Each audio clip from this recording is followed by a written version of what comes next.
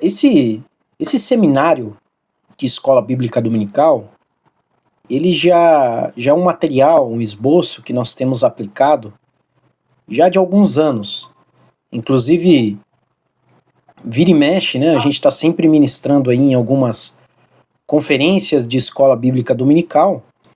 Então a gente sempre vai levando esse material. E o nosso intuito, geralmente, nas conferências de EBD, é falar a respeito do valor da escola dominical, da importância dela para a igreja. Aí a gente acaba falando um pouquinho da história, como começou, o impacto que a escola dominical teve na sociedade ao longo dos anos, das décadas, né? Só que hoje o nosso foco aqui é um tanto quanto diferente. O nosso foco é poder estabelecer alguns paradigmas, né, para os professores de EBD. Haja vista, meus irmãos, que por muito tempo eu percebi isso, não sei se vocês também acabaram se deparando com isso ao longo da sua caminhada. Muitas escolas dominical, muitas igrejas, elas são defasadas, elas são ali, tem um modelo um tanto quanto complicado. Você vai lá no domingo de manhã, tem meia dúzia de pessoas. Eu mesmo, quando eu vim para Jesus, a igreja que eu frequentava, os cultos de domingo à noite eram lotados. Mas a EBD, a escola dominical, era uma coisa assim, lamentável, era triste mesmo, sabe? E o professor às vezes era decidido na hora: ô fulano, ciclano não veio, tem como você dar aula? Na hora ali, 8h40 da manhã, se não mais tarde, eles estavam decidindo muitas das vezes quem iria dar aula. Então o erro já era geral, né? Começava na liderança, né? O pastor da igreja, o superintendente da escola dominical. Ninguém divulgava a escola dominical. E olha que eu estou falando numa experiência pessoal minha. E nessa lida, né, nessa caminhada nossa, já faz aí alguns anos que a gente ensina na IBD, eu tenho passado por várias igrejas, e alguns lugares a gente vê que tem uma escola dominical robusta mesmo. Às vezes falta até lugar para as pessoas sentarem. Porém, irmãos, às vezes a gente vai em algumas igrejas e às vezes tem até um templo bonito, sabe? Cheio de banco. É um negócio chique mesmo, só que você vai ver, tem meia dúzia de gato pingado, né? E aí fica aquela questão: o que uma igreja tem, o que uma escola dominical tem, que a outra não tem? O que está faltando em uma e o que está sobrando na outra? É aí que está a grande questão. Inclusive, nessas passagens, né, nessas idas e vindas, indo numa igreja aqui e outra ali, eu sempre procuro conversar também com o superintendente de EBD. Às vezes é uma conversa despretensiosa, mas às vezes é a título de pesquisa, né? Olha, como você tem feito, quais recursos você tem utilizado, como você escolhe seus professores. Outra coisa, meus irmãos, lembrando que eu só estou dando uma introdução ao nosso assunto, tá? Outra coisa que a gente vê é que os professores, aliás, os superintendentes de EBD, muitas vezes eles ficam amarrados com os professores. Porque se tem uma coisa que faz parte de uma escola dominical de sucesso, irmãos, é a boa postura do professor. O professor se preparar, estudar, ter um esboço em mãos. Isso daí conta grandiosamente para o bom andamento do EBD. E às vezes aquele superintendente, ele tem 10 professores. Só que 5 deles se preparam e 5 não se preparam. Aí, ao invés do camarada, né, o líder da escola dominical, o superintendente, ele chegar naqueles que não se preparam e ter uma conversa, muitas das vezes ele fica com medo, ele fica amarrado, ele tem medo dele chegar lá e a pessoa falar que não quer dar mais aula, que não quer ajudar. Gente, se tem aí alguém que está assistindo agora, que vai assistir depois, que é superintendente de EBD, se tem uma coisa que você não pode ter medo, é de perder efetivo. Porque assim, o professor de EBD, ele tem que entender que ele faz parte de um coletivo. Vocês, eu, nós fazemos parte de um coletivo dentro da comunidade que a gente ministra aula. Se você ministra aula para fora também, você tem que entender que você faz parte desse coletivo. Por exemplo, aqui na PECC, né? Nós estamos estudando agora Efésios. O camarada, ele vai ministrar ali a aula de Efésios capítulo 4, mas ele precisa entender que alguém ministrou a aula em Efésios capítulo 3, antes dele. E ele tem que respeitar essa progressão. Se a aula do cara que ministrou Efésios capítulo 3 foi boa, A do cara que vai ministrar capítulo 4, né, homem, mulher, que seja, tem que ser boa também, tem que estar no mesmo nível, tem que ter um equilíbrio de forças ali. E muitas das vezes o superintendente ele não tem essa visão. E isso acaba deixando a escola dominical um tanto quanto defasada. Isso é problemático, irmãos. Muitos líderes têm liderados que não vestem a camisa, e aí também é outro problema do superintendente. E por que eu estou dizendo isso? Para que vocês, caso você não seja superintendente, mas seja um professor, apoie o superintendente da EBD na sua igreja, dê, se possível, auxílio até financeiro, né? Porque o cara tem gastos ali. Na minha igreja mesmo, o nosso superintendente, às vezes ele quer realizar algum evento, quer fazer alguma coisa diferente para poder melhorar a escola dominical e falta recurso financeiro. Às vezes a pessoa não tem o apoio do pastor da igreja, e isso também é algo muito triste, irmãos. Muito triste mesmo. Eu não sei se alguém já passou por isso aqui, mas a gente vê que realmente, tendo o apoio do pastor da congregação, faz toda a diferença. Tá? Então, vejam que é uma via de várias mãos. O superintendente ele tem que ter e cumprir o papel dele, da mesma forma o pastor da igreja e também os professores. Outra coisa, né? Eu estou dizendo tudo isso para a gente entender que não é só, eu vou estudar a lição, vou estudar a Bíblia, vou lá dar aula, pronto, vou para casa.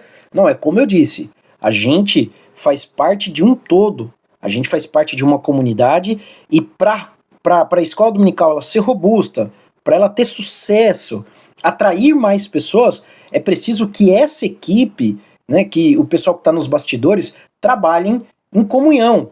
Outra coisa também, irmãos, para a gente poder entrar de fato aqui no nosso material, nos nossos slides, e grava bem isso, que isso é importante para nós.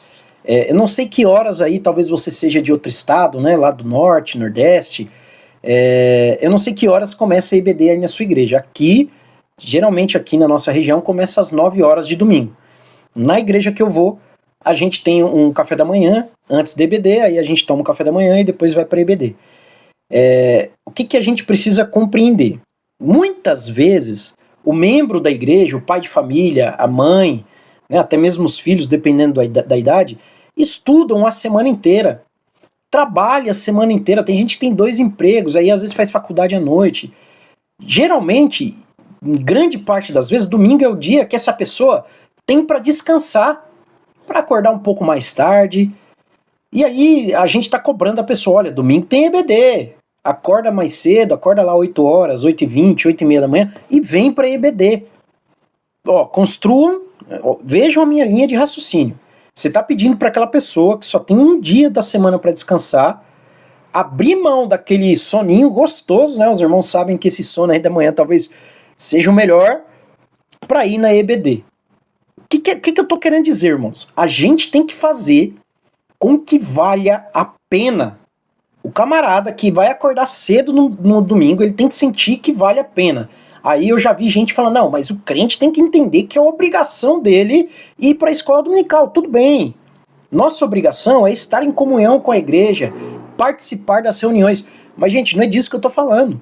Eu estou falando que a gente tem que fazer com que os crentes sintam que vale a pena, que ele acorde com disposição. Fale, poxa, hoje vai ter EBD, lá eu vou aprender, lá eu vou poder dar risada com os irmãos, lá vai ter um negócio de qualidade, a igreja vai estar lá em peso, entende? Eu vou dar um exemplo para encerrar essa parte da introdução e a gente entrar no nosso material.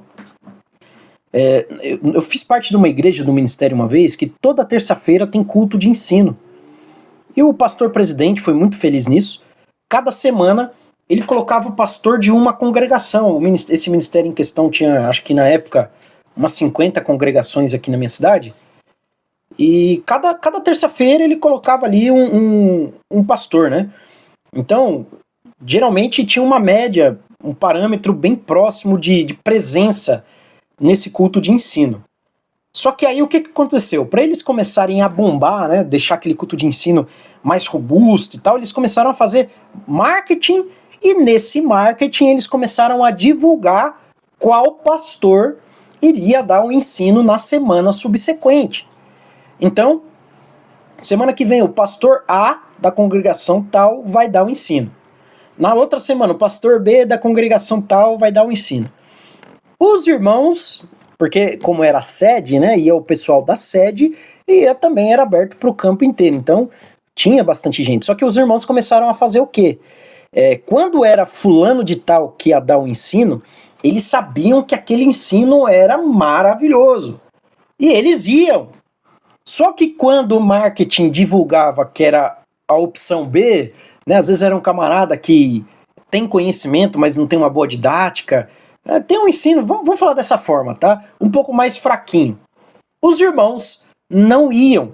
Então ficava uma presença, uma frequência muito menor, até o ponto em que o marketing falou, poxa, a gente vai ter que parar de divulgar quem vai ser o próximo ensinador na semana subsequente. Eles tiveram que parar.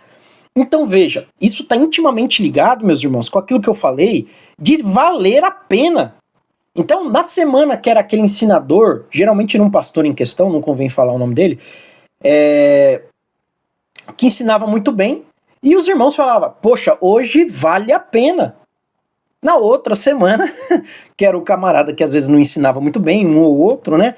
Eles diziam, não vou gastar gasolina, acabei de chegar do serviço, estou cansado. É o mesmo pensamento que a comunidade vai ter, que os crentes vão ter no domingo de manhã. Tá? Então, às vezes vai ter uma frequência maior, uma frequência menor, e o superintendente tem que entender isso. É papel dele conversar com os professores, um por um e em grupo, ok? Vamos lá para o nosso material. Olha aí a minha capa, irmãos. Escola Bíblica Dominical, um lugar para a família cristã. Gente, isso aqui, eu faço questão de ressaltar isso pelo fato de que a escola dominical é para a família. Não só a família no núcleo genético, né, mas também a família da comunidade. Eu disse que na minha igreja a gente tem café, provavelmente na sua deva ter também. Gente, é um momento de comunhão. Num domingo de manhã, onde a gente vai poder dar risada, contar, né, brincar um com o outro, falar da Bíblia, ou falar qualquer outro assunto e depois partir para um momento de ensinamento e reflexão profunda das Escrituras. Enquanto o pai está lá na sala, né, a mãe, tem igreja que é separado, né, a classe das irmãs, a classe dos homens. Na minha igreja não tem isso, os adultos todos juntos.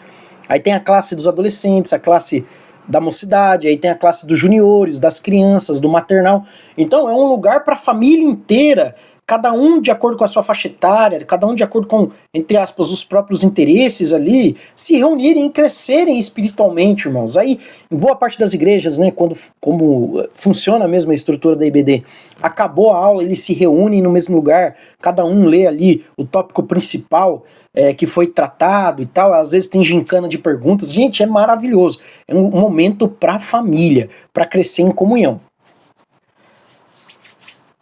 Vamos passar aqui.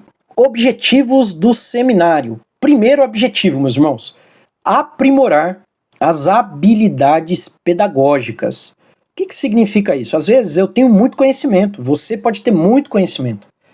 Só que o grande problema é transmitir esse conhecimento. Às vezes o professor, ele não consegue, ele não tem uma capacidade, uma facilidade, uma fluidez em mastigar aquele conhecimento. A obrigação dos crentes que frequentam a escola dominical é ler a lição. Mas a obrigação do professor é estudar a lição, é estudar os capítulos bíblicos, é buscar conhecimento extracurricular. E o que ele vai fazer? Ele vai chegar no domingo e ele não vai despejar esse conhecimento na igreja. Aí é falta de didática. Aí é uma pessoa que não tem habilidade pedagógica. O papel do professor é mastigar o conhecimento e entregar para os alunos. Entende? Então veja que o professor, ele é um mediador, ele faz um medeio. O papel do professor é esse. O papel do professor é entregar o conhecimento mastigado, sabe? Igual faz com a criança, né? Tem a papinha que a gente compra pronta no mercado e tem aquela papinha que às vezes o camarada, né, a mãe, o pai bate no liquidificador e dá na boquinha da criança. Esse é o papel do professor, meus amigos. Então, por isso que como já o primeiro objetivo que eu coloquei aí é aprimorar as habilidades pedagógicas. Segundo objetivo, meus irmãos, incorporar a IA como ferramenta auxiliar. O que é IA? A inteligência artificial. Nós estamos na era da inteligência artificial e isso aqui, olha lá, não é coisa do tinhoso, tá? Não é coisa do diabo, não, irmãos. A IA, ela pode ser usada para benefício do reino de Deus. Inclusive, eu mesmo, hoje em dia, pode-se dizer que um dos meus melhores amigos é o ChatGPT. Nos ajuda demais, faz a gente economizar tempo, esforço, você consegue chegar a reflexões profundas, desenvolver alguns assuntos, irmãos, que outrora, sem isso, você demoraria muito mais tempo. Então a gente vai falar disso aqui hoje também. Melhorar a administração do tempo e da aula. Isso aqui é problemático. Eu não sei quanto tempo na igreja de vocês têm de aula. Na minha igreja é em média 1h05, 1h10. Às vezes, dependendo, se fluir tudo certinho, bonitinho, chega a 1h20. Gente, 1h20, é lógico, não é o melhor tempo do mundo, mas é tempo suficiente para expor a lição. É tempo suficiente para expor os 3 tópicos, cada qual com os seus 3 subtópicos mais a introdução. É tempo suficiente, é tempo calculado. Eu costumo dizer nos subsídios que eu lanço no YouTube que os objetivos da lição, cada ponto, cada tópico, as divisões, é tudo calculado, não é tudo que o camarada fala, eu acho que tem que ser assim, não, não.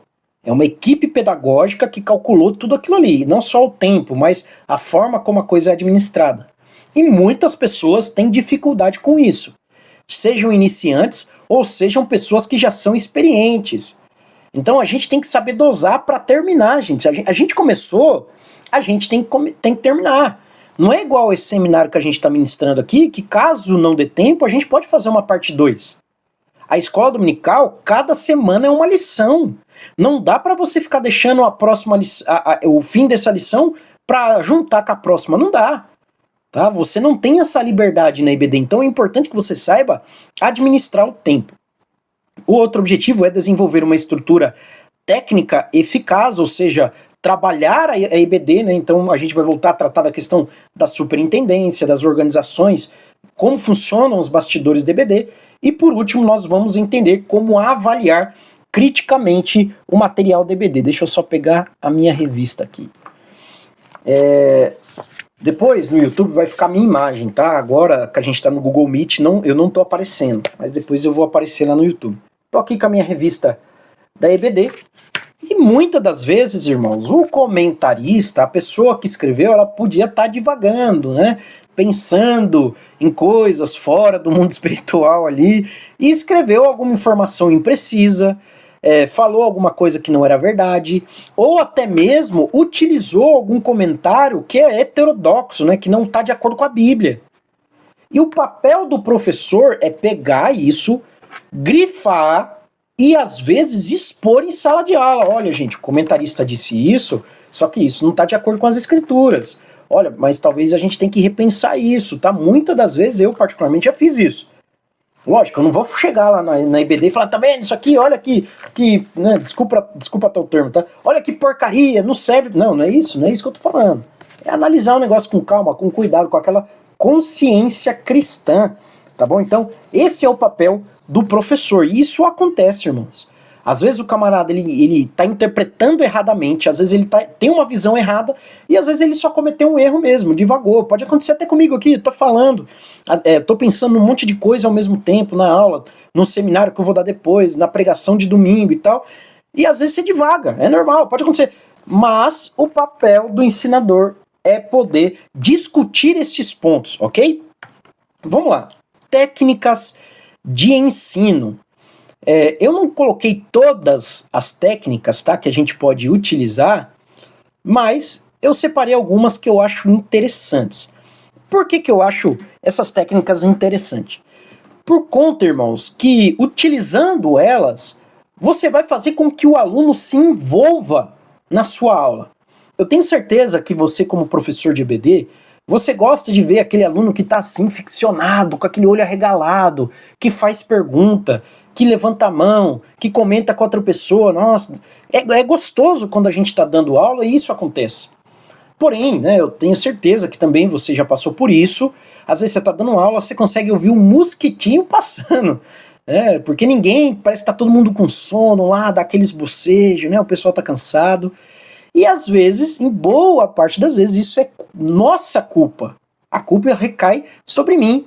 sobre você que está ministrando a aula. Às vezes você não está despertando o interesse ou até o envolvimento do aluno.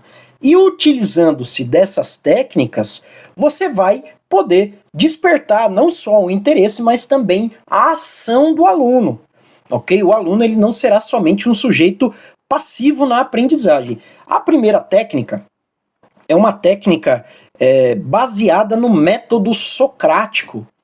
Por que, Christian, método socrático? Porque vem de Sócrates, né? Acho que é mais óbvio que isso, não tem como, né? Sócrates, ele era filho de uma parteira, o filósofo Sócrates, lá da Grécia Antiga. E ele entendia que a fórmula mais eficaz de se chegar ao conhecimento da realidade era também trazendo o conhecimento à luz na vida do aluno, na vida do discipulado, ou do discipulando, né? Qual a melhor forma que ele achou para fazer o parto do conhecimento? A melhor forma que ele achou é por meio de perguntas e respostas. Só que não é qualquer tipo de pergunta, meus amigos, são perguntas estratégicas, tá? Então, cada pergunta tem um objetivo. Inclusive, você que acompanha o nosso subsídio, você já viu diversas vezes eu falando, olha, você pode perguntar isso, você pode perguntar tal coisa. Por quê? Essas perguntas têm um porquê, meus amigos. Lembra? Agora há pouquinho eu falei, olha, você precisa envolver os seus alunos, é necessário que eles não sejam só um sujeito passivo, mas também um sujeito ativo na aprendizagem. E esse método socrático, esse método de perguntas, vai fazer com que o aluno se envolva. E em que consiste essas perguntas? Primeiro, você vai utilizar o próprio conhecimento do aluno para que ele aprenda mais, para que ele se chegue mais próximo à realidade daquilo que você está querendo ensinar a ele. Aí quais perguntas você vai fazer? Eu não vou falar, né? Não tem como eu ficar falando. Você vai ter que achar. Na hora que você estiver preparando a sua aula, você já pode deixar algumas perguntas prontas. 5, 6 perguntas ali para você fazer ao longo da aula. Irmãos, você pode fazer, presta atenção que isso é importante. Você pode fazer uma pergunta geral. Igreja, quero fazer uma pergunta para vocês. O que vocês acham disso, tal coisa? Ou você pode fazer uma pergunta direcionada. Você é o professor. Muitas das vezes a pergunta direcionada é muito eficaz. E geralmente, eu particularmente, irmãos, eu gosto de fazer perguntas direcionadas para aquele aluno que eu percebo que está viajando. Porque você é professor, você está ali na frente, você consegue ver todo mundo. Aí entra o papel do visual. Não adianta você ir dar aula na igreja e ficar olhando para o púlpito, ficar olhando para a revista, ficar olhando para o microfone ou dar aula com o olho fechado. Não, irmãos. Você precisa ter aquele contato visual. Dentro deste contato visual, você vai conseguir sentir cada aluno. Aquele que está gostando, aquele que está com sono, aquele que está com dúvida. Né? Tem aquele aluno que fica com cara de ué, né? Nossa, eu não estou entendendo o que esse cara está falando, não estou entendendo o que essa irmã está falando. E cabe a você ajudar essa pessoa, fazer o parto do conhecimento. Então, às vezes você está vendo o irmão lá, que está meio com sono, ele está querendo prestar atenção, mas está com um pouco de sono. Aí você lança uma pergunta para ele. Ô fulano, olha, com base nisso aqui, qual o seu pensamento e tal? Entendem? Isso é uma técnica muito eficaz. Não sou eu que inventei, irmãos. Não é de autoria de Christian Machado, não. É uma técnica comprovada, tá bom? Então, fica também aí de tarefa para vocês. Pesquisem a respeito do método socrático. Depois a gente vai falar das ferramentas de inteligência artificial. Você pode jogar nela. Você pega o ChatGPT, por exemplo, e pergunta para ele. Fala lá, olha, eu preciso de 5 perguntas bem elaboradas para despertar o interesse dos alunos. Aí você dá o conteúdo pragmático, né? Aquele conteúdo que tem na sua aula, seja lá o que for, e aí, com base nesse conteúdo, ele vai te dar as perguntas que você precisa. Tá? Mas disso a gente fala melhor, fala mais depois. Tá? O segundo método que a gente pode utilizar, a segunda técnica, é o ensino expositivo com a aplicação prática. Gente, novamente, você que acompanha o nosso subsídio, você vai ver que eu exponho a Bíblia. Eu pego a minha Bíblia, ponho aqui na minha mesa e vou falando os versículos, vou colocando os slides, e no finalzinho das minhas aulas, no finalzinho aí do meu subsídio, o que tem lá? Aplicação prática. Gente, a aplicação prática é a união do texto antigo ao ouvinte contemporâneo. É você mostrar que aquele texto, a gente está estudando Efésios aqui na nossa lição agora, não é? É você mostrar que em Efésios, Deus, por meio do apóstolo Paulo, não estava falando só com os crentes de Éfeso, lá na Ásia, há 2000 anos atrás. Não. É você mostrar, isso é aplicação prática, que Deus, por meio do apóstolo Paulo, está falando com a dona Maria, com o seu João, com o seu Sebastião aí, na sua igreja. Isso é a aplicação prática. E aí entra no coração das pessoas, meus amados. É você mostrar que o texto serve para nós. Quem dá um exemplo muito interessante a respeito disso é o pastor Hernandes Dias Lopes, né? Ele diz que uma pessoa foi pregar em João capítulo 10, eu sou o bom pastor da vida pelas suas ovelhas, e o pregador começou a expor o texto, a falar das pastagens da Palestina, a falar do contexto histórico, do contexto cultural, muito bem, maravilhoso. Só que ele terminou a aplicação, ele terminou a pregação sem aplicar. E a ideia que fica por parte dos ouvintes é o quê? O que o texto tem a ver comigo? E aí? O que tem a ver comigo? O que Deus está me falando a respeito disso, gente? Então percebam a importância não só da exposição, mas da aplicação prática. Não confunda exposição, e aqui vai um puxão de orelha para você que faz isso. Tá? Exposição não é você abrir a revista e ficar lendo. Já viu aquele irmão que fica lendo? Aqui, a lição 9. Em Efésios 3, o apóstolo Paulo nos apresenta... Não, irmãos. Você pode ler pontos específicos, mas o papel do professor não é ficar lendo a revista inteira e depois fazendo comentários sem graça, né? Sem sal. E geralmente quem faz isso, geralmente, tá? Não é 100% das vezes, mas geralmente quem faz isso é quem não se preparou.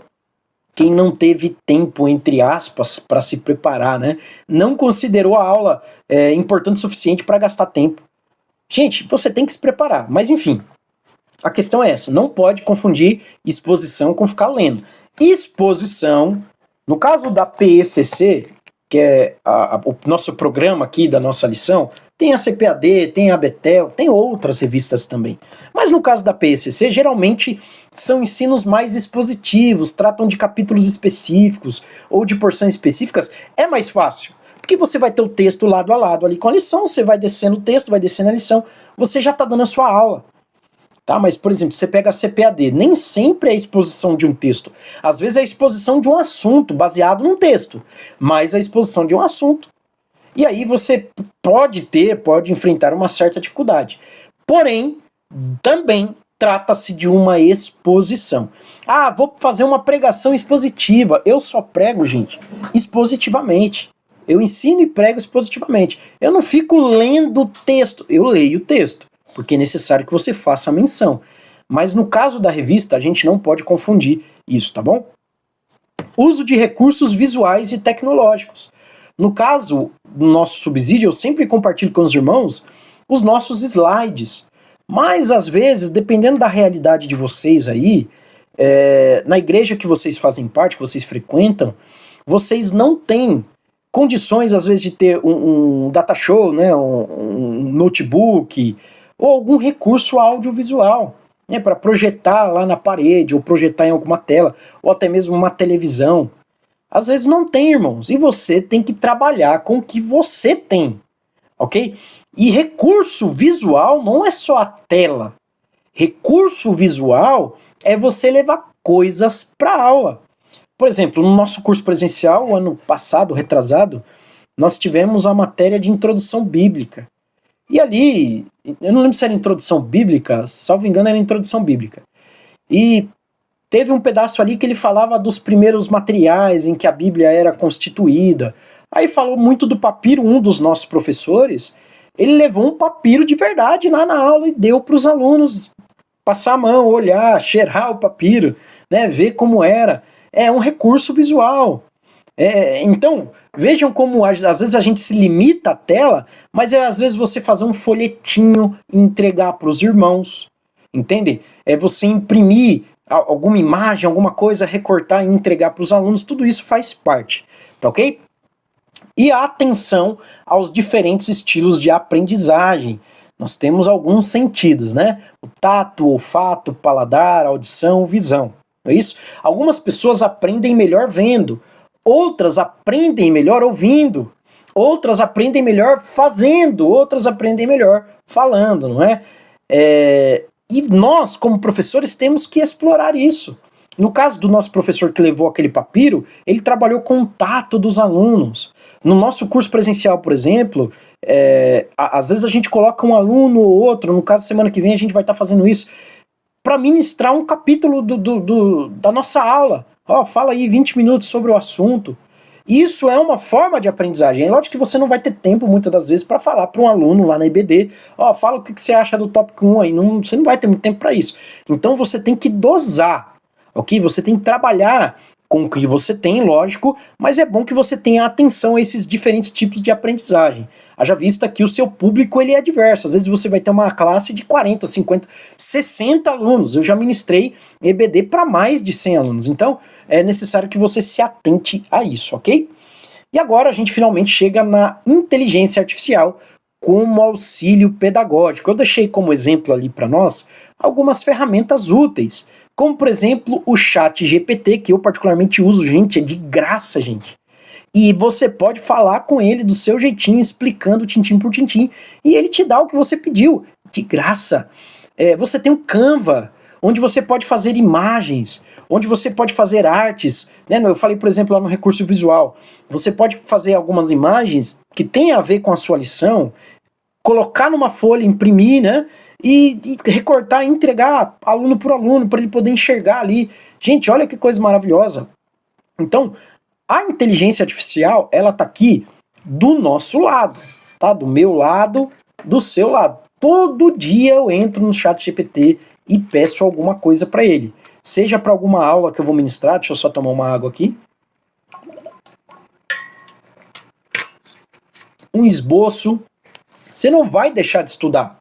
Você não vai deixar de ler o livro que você precisa ler. Você não vai deixar de pesquisar. Você não vai deixar de fazer isso. Mas você pode entrar no ChatGPT. Imagina que você foi escalado para dar lição de Efésios capítulo 6. E você não sabe por onde você começa. Vai lá no ChatGPT e explica para ele. Olha, eu fui escalado na minha igreja para ser professor de escola dominical e ministrar Efésios capítulo 6. Mas eu não sei por onde eu começo. Me ajude a preparar a minha aula. Ele vai te dar o caminho completo, gente. Completo. Ele vai mostrar para você por onde você tem que começar. Ele vai falar, leia isso, leia aquilo, você tem lição. Ele te dá o caminho completo. E aí você pode seguir o passo a passo dele. Você pode falar também, me dê indicações de leitura, de artigos, de sites, onde eu possa aprimorar os meus conhecimentos a respeito do assunto. Você pode elaborar um plano de aula, como eu coloquei ali, ou você pode pedir para o ChatGPT, olha, me dê exemplos para eu colocar em sala de aula. Você pode pedir para ele dar um esboço, você faz um monte de anotação. Eu tenho aqui meus bloquinhos de anotação, tem um monte, tá tudo espalhado aí. E aí eu tô estudando, eu tô anotando.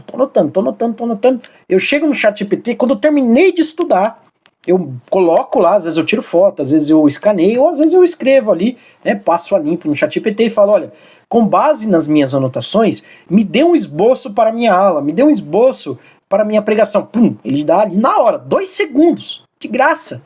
E aí você vai ver se você altera ou não, se você acrescenta alguma coisa ou não, se você tira, entende? Olha que ferramenta maravilhosa. Então você, professor, você vai economizar tempo com isso. E ajuda de verdade, tá bom? Ajuda de verdade. Cuidados éticos no uso da tecnologia, como por exemplo eu falei, não ficar plagiando outros professores. Plágio é falta de ética, é falta de caráter, tá? E também, você não, como eu disse, você não vai deixar de estudar. Você tem que estudar como professor de escola dominical. Você não vai pedir para o ChatGPT fazer tudo para você, tá bom? Você tem que fazer a sua parte. Ele vai ser um auxílio, um complemento, ok? Infelizmente não dá pra gente aprofundar. A minha vontade aqui era abrir minha tela, compartilhar minha tela com vocês, mostrar como é que eu faço minhas anotações, dar alguns exemplos práticos. Talvez numa parte 2, dependendo aí da frequência dos nossos alunos aí, a gente pode fazer, tá? Dependendo aí da aprovação também, fazer uma parte 2, aí eu abro lá, mostro pra vocês como eu faço. Todo dia eu faço isso aqui, a gente estuda o assunto, tá? Pra poder se preparar. Então, faz toda a diferença. E você tem o ChatGPT, você pode ter no tablet, no celular, no computador, eu uso em tudo, em tudo. Vamos lá, próximo ponto. Administração de tempo. Como eu falei, isso aqui, gente, dá problema. Primeiro passo para boa administração do tempo. Planejamento semanal da lição.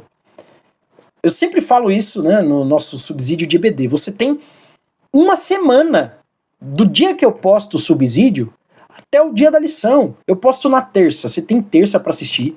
Quarta, quinta, sexta, sábado. Se acordar um pouquinho mais cedo, você tem domingo de manhã.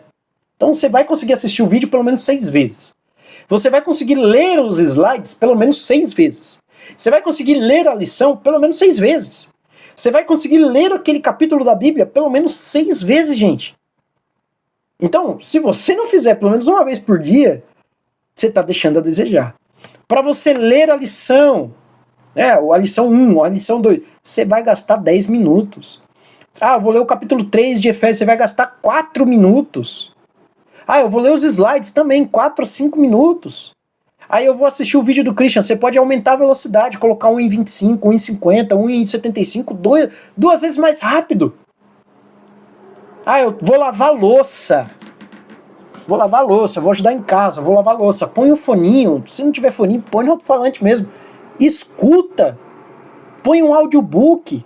Tem lá, Cid Moreira, meus amados. Ele colocou a Bíblia inteira em audiobook.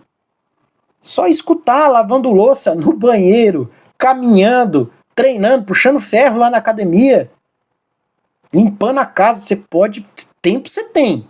Basta você querer, basta você aproveitar as oportunidades. Distribuição equilibrada do conteúdo. O que eu quero dizer com isso? Eu vou abrir aqui uma lição, vamos lá.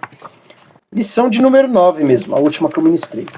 Você tem na lição, se tiver com a lição em mãos, talvez fique mais fácil. Você tem o texto áureo, você tem a verdade prática, você vai ter a introdução, até aí são 3 pontos, tá? E você vai ter 3 tópicos, então 6 pontos, ok? Suponhamos que você tenha 60 minutos. Eu falei 6 pontos. Em média, você deveria gastar quanto tempo em cada ponto? 10 minutos, né? 6 pontos, 60 minutos. 10 minutos em cada ponto.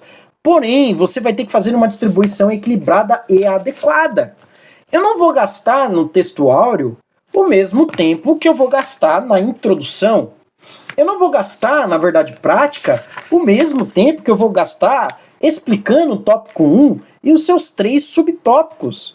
Ok? Então você pega lá o tempo total que você tem, como eu falei, na minha igreja aqui, às vezes é 1h10, às vezes é 1h20, vamos supor que seja 1h20, 80 minutos.